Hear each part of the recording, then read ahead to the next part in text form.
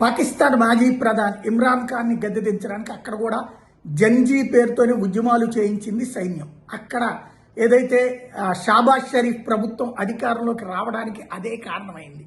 ఫైనల్గా వచ్చేటప్పటికి ఇమ్రాన్ ఖాన్ని జైల్లో పెట్టి తీవ్రంగా హింసిస్తూ ఉన్నారు. ఇప్పటిదాకా కూడా జైలు నుంచి బయటికి వదిలిపెట్టలేదు.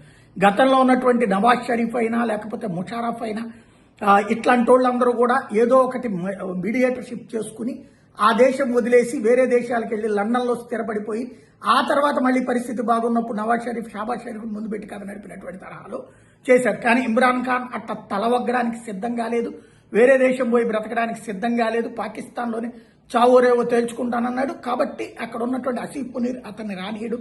తాజాగా ఇమ్రాన్ ఖాన్ ఆరోగ్య పరిస్థితి తీవ్రంగా ఉంది అంటూ అతని కొడుకు కాసిం అమెరికా నుంచి వీడియో రిలీజ్ చేశాడు. తన తండ్రిని చూడడానికి కూడా అవకాశం కల్పించటం లేదు అంటూ. అలాంటి దౌర్భాగ్యకరమైనటువంటి పరిస్థితులు అక్కడ ఉద్యమాల ద్వారా వచ్చినాయి.